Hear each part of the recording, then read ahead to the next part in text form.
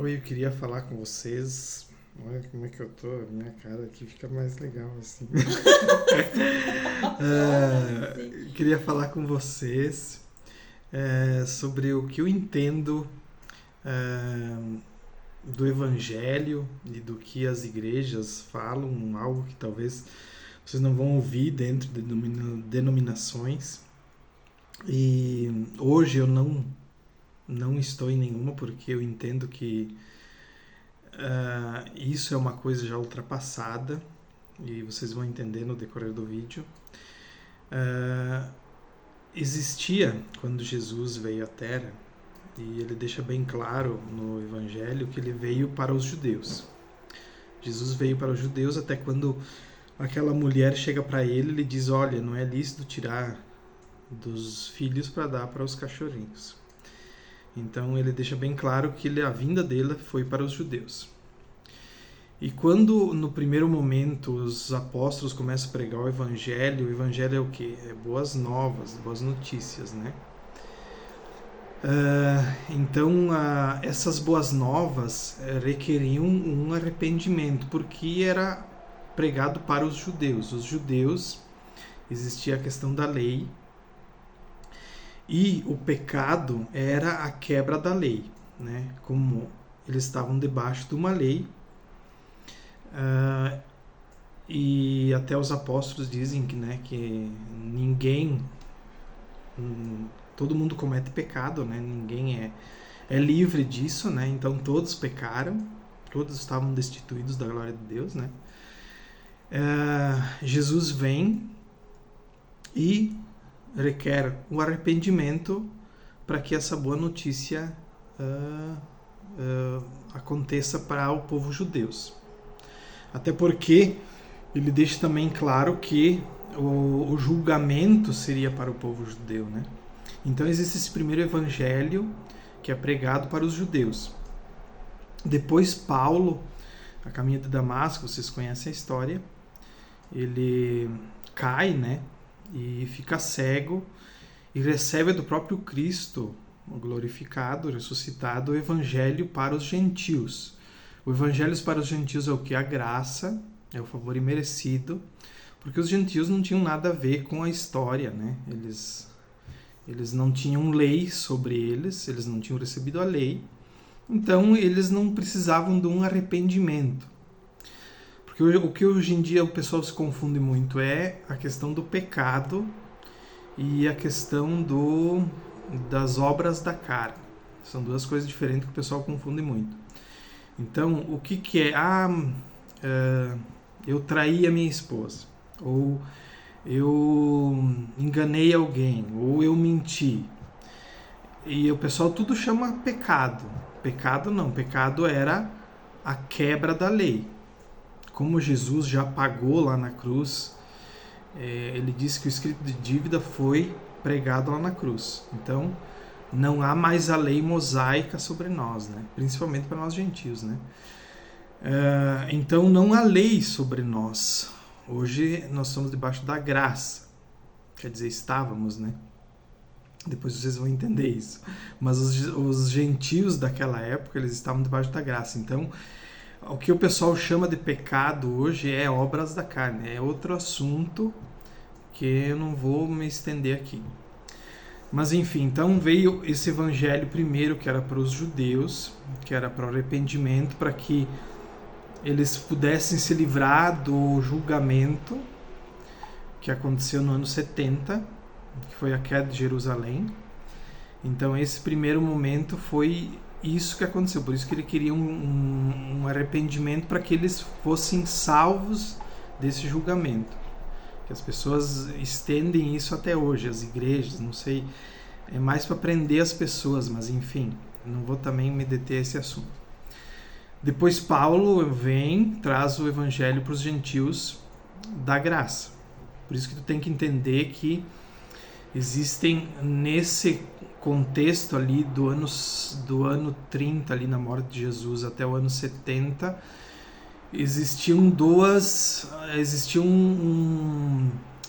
encontro de duas coisas, né? Existia ainda a lei, o templo estava de pé, Então existiam levitas, toda aquela questão da lei ali, né? Existiam duas alianças, assim por dizer, em vigência, né?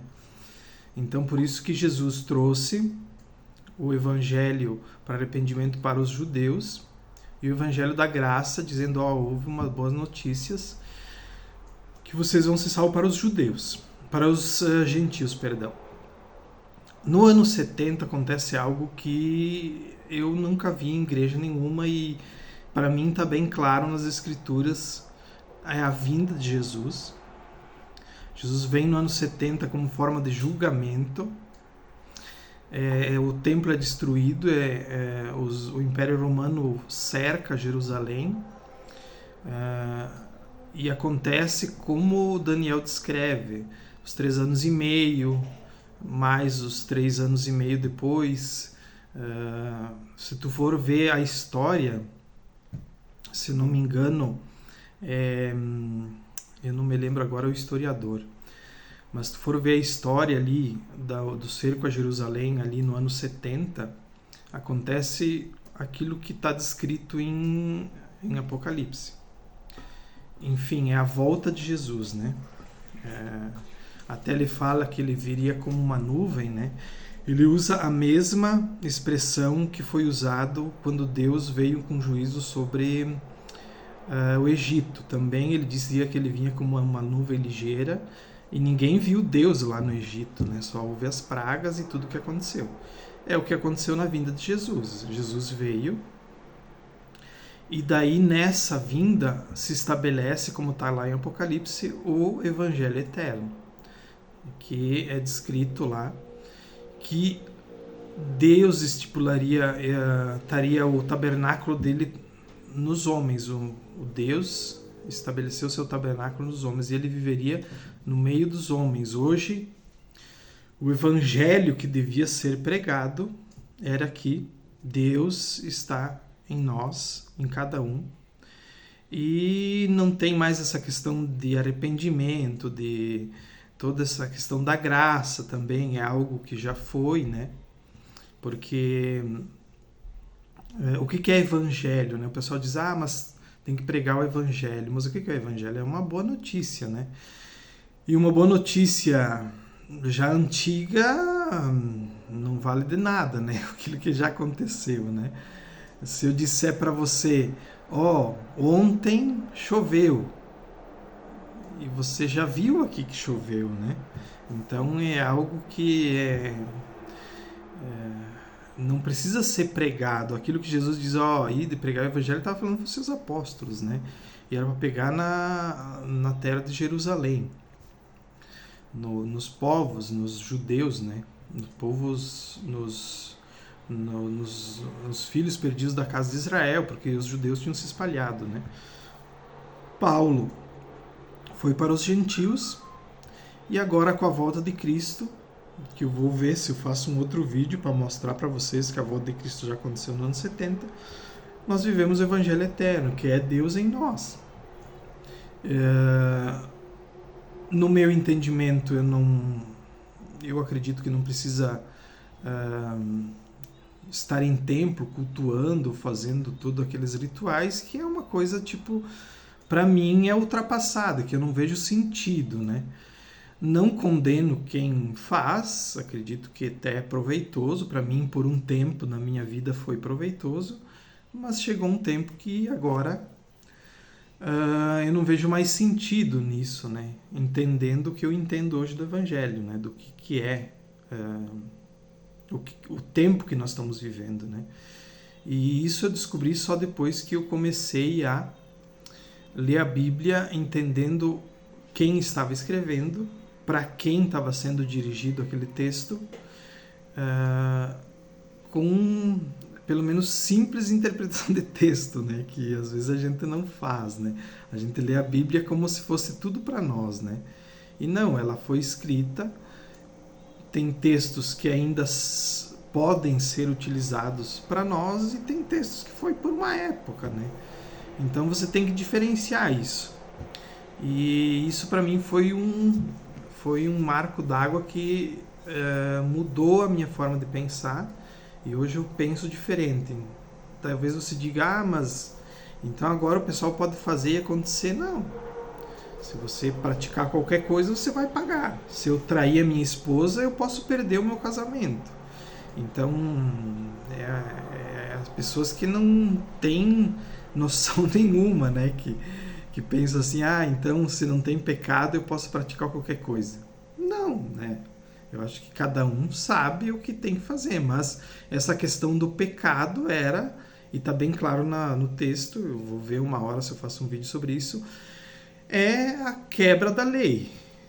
Como a lei não está mais estabelecida, não há pecado, porque João Batista disse, eis o Cordeiro de Deus, aquele que tira o pecado do mundo.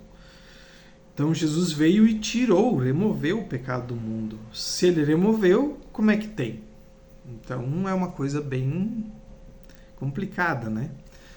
Mas então é isso que eu queria falar por hoje. Vamos ver se eu tenho coragem de fazer mais vídeos.